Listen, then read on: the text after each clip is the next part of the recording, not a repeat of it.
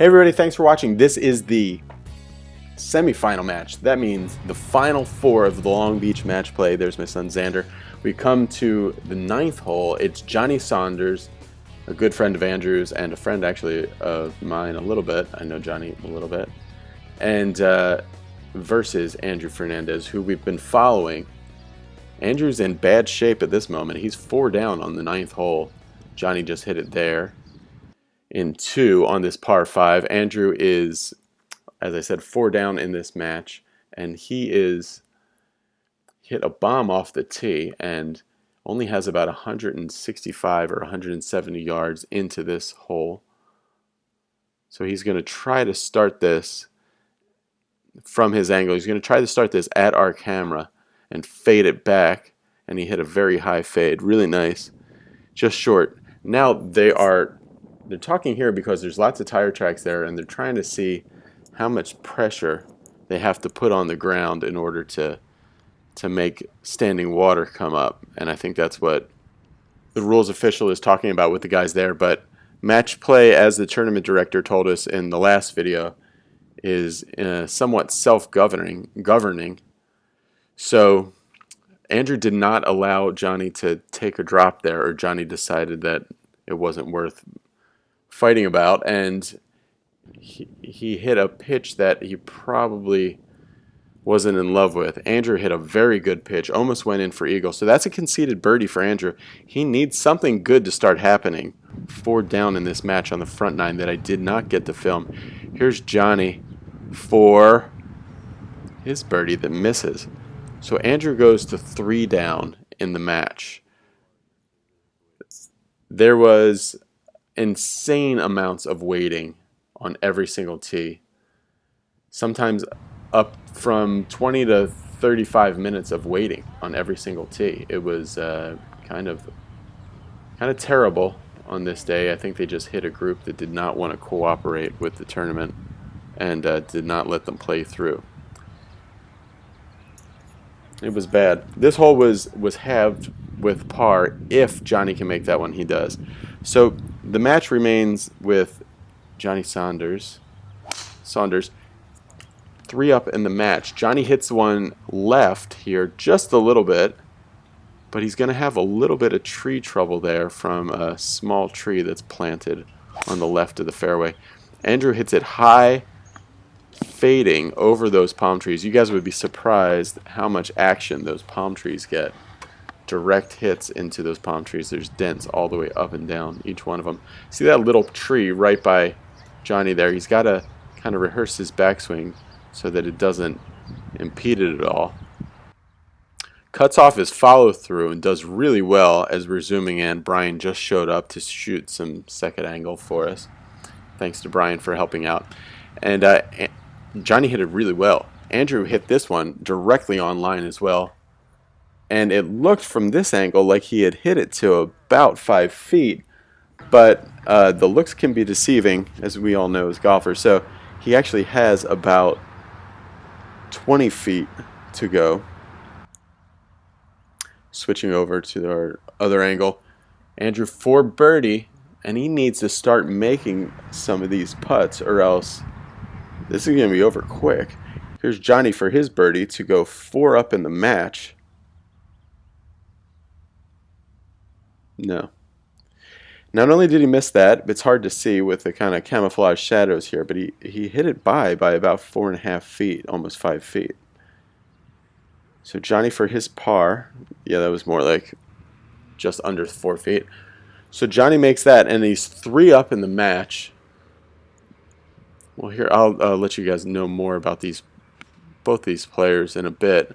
But this is a 139-yard par 3. Jonny hit that long and right just a little bit. It spun back, but he has about 33 or 35 feet to the hole. So not the result he was looking for there off the tee at all. Andrew hit his shot directly on line. It probably looked like it was nearly going to be a hole-in-one. Spun back to about 8 feet from the hole. Here is Jonny for his birdie. Like I said, 35 feet. This is going to go right to left down the hill.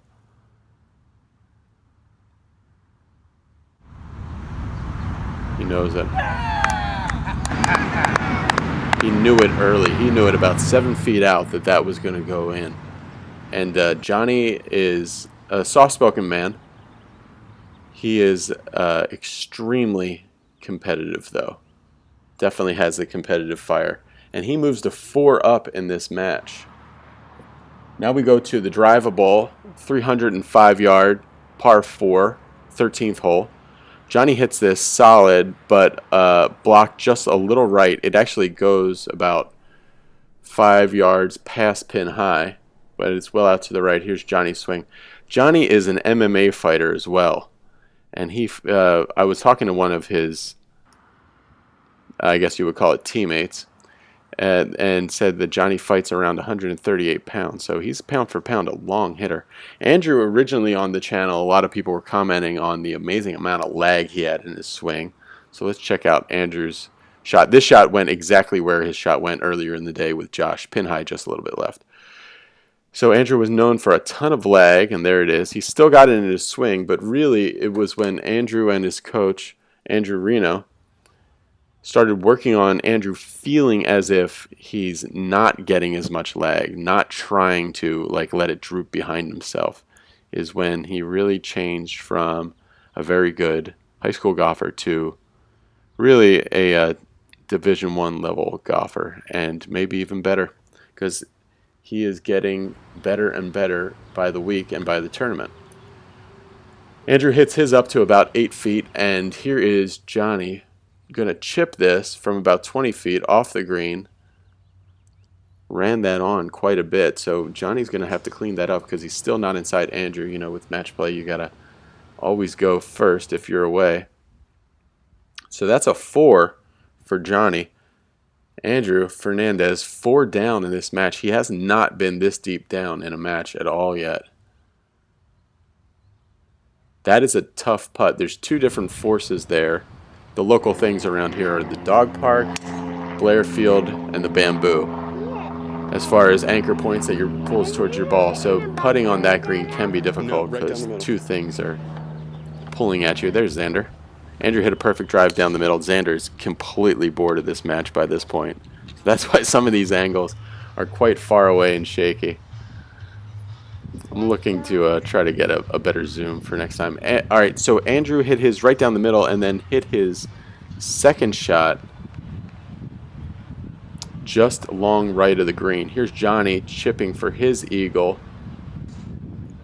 Just didn't get the action on that he usually gets on his chips. He usually spins his chips kind of nice, like a one hop and stop kind of action. But that one kind of ran out. Andrew for eagle. No. So Andrew will have that for birdie. Here's Jonny for his birdie. He can really putt. Really good putter, good competitor. I'm sure everybody's going to be asking in the comments about his beard. Jonny is very big into beard culture, apparently. That's a thing. And his Instagram is mostly about MMA and his beard and very little about golf. He's sponsored even by, I think, a beard oil company. So, yeah, real into that. And here is Andrew for his birdie. So this hole is halved with birdie, and Andrew remains 3 down in the match with just 4 holes to play. So, got to turn the gas on quick, or else this thing is going to be over. Andrew hits a solid drive, really, really good. This is another 300, and this is about 316 yard par 4 with out of bounds to the left. Very tight to the left. Andrew hit that pin high on the green. He'll have a putt for eagle. Jonny hit his solidly up over that kind of dead looking tree on the right and landed short right of the green. That was probably a drive of about 290 in the rough. You can see that he found the one little patch of maybe that you can't even really see his shoes. It's one little patch that didn't get cut.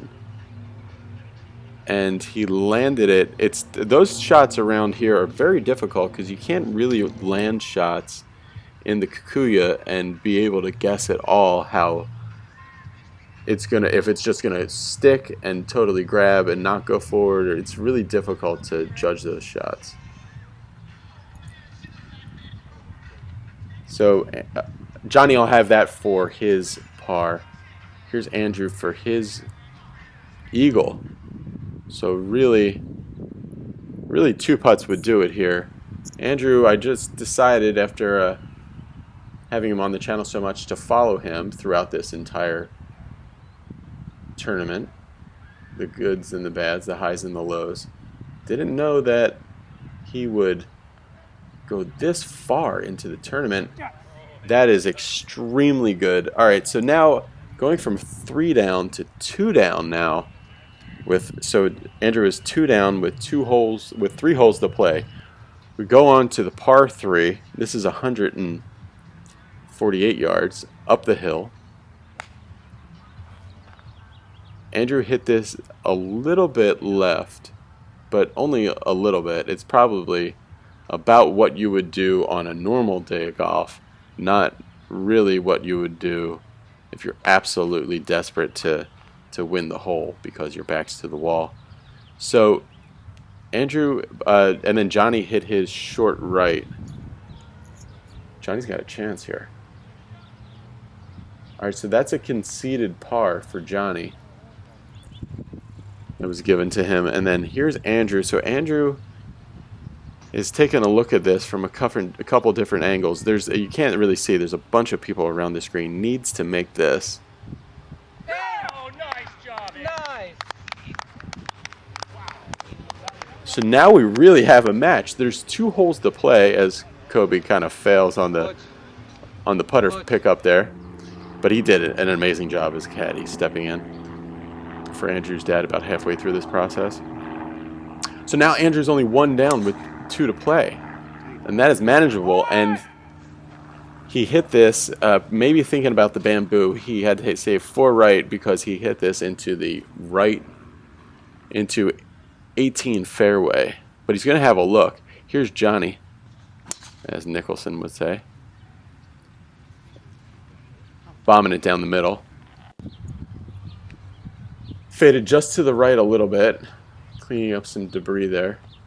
And so that's the 200-yard stake, that blue thing. So Jonny has about 195. Hard to tell if that's going to slow his club down or if the grass there is going to stop the grooves. That's why he's looking at, that's his dad caddying for him.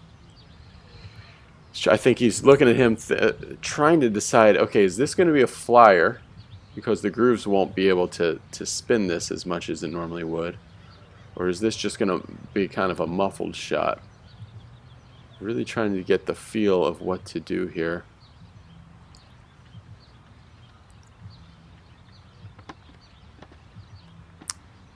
Following this tournament for me has been really, really interesting. I would like to do this again next year in a whole different way, a much bigger production. But I'd like to be kind of low-key so I don't have to get too involved. That is long left of the green, but in a good spot, a really good spot for him. There's a little window there. It's actually pretty small. So he starts it right of those trees and draws it back, lands pin high, and runs out. A little high five for the caddy there because that was a good shot. But it was understated. I don't think that was early celebration or anything there. I think that was appropriate. I mean, there's Andrew putting for eagle, and here is Jonny chipping for eagle.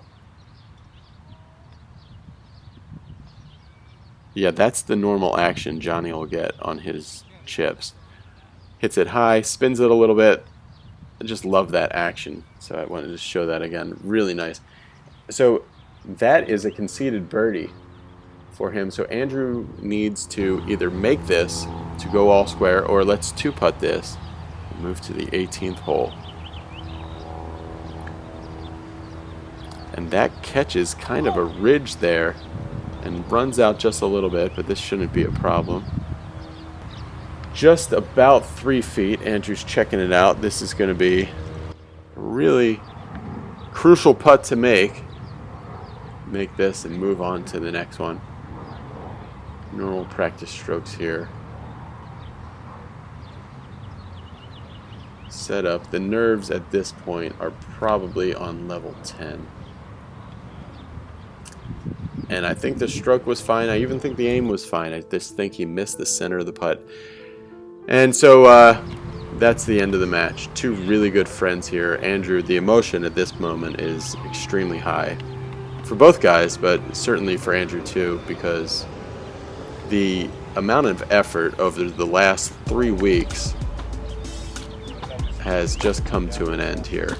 Andrew really had a strong feeling that he was going to win this whole thing. And extremely disappointed at this moment, but a day later when I talked to him, he was really happy with the whole process. And you can see some emotion there. Really cool following Andrew through this whole process. Thanks to Andrew for allowing us to kind of key into what was going on with this amazing tournament, the Long Beach Match Play. The golfing community in Long Beach is really tight-knit, and it's a really amazing place for kids to grow up playing golf and everything else. Lots of amazing products. John Merrick, John Mallinger, Paul Goydos, Mark Amira, a bunch of others that I'm not naming. Tiger Woods, of course. Gotta name him. He's from just a few miles away. Come from this area, so it's really fun to see more guys have success. Thanks for watching this, guys, and I will try to put up some stuff from the final match of Jonny Saunders versus Cody Hall. That is the final 36-hole match, which I did get to film a little bit from. I am getting on a plane in just a few hours to do the Be Better Golf School in Williamsburg, which is going to be a lot of fun. So I'm going to be posting some stuff from that with Tony Lutzak and the students that come out. So that'll be a lot of fun. Thanks for watching. Andrew will answer any of your guys' comments he'll answer any of your questions in the comment section below. If you like this and you would like to see more tournament vlogs, then say so in the comments, and certainly subscribe. I'm going to be doing this Be Better Golf School with Tony, and then coming up also is the Short Game School with Tim Yelverton. So hoping my game will be pretty sharp after these two things. Sometimes kind of teaching will mess you up, but I think once you do some teaching and then you can kind of clean your palate a little bit and work on what you have to work on, it actually can make you better. Alright, thanks for watching, guys. I really appreciate all the support from everybody. Click like, click subscribe. See you later.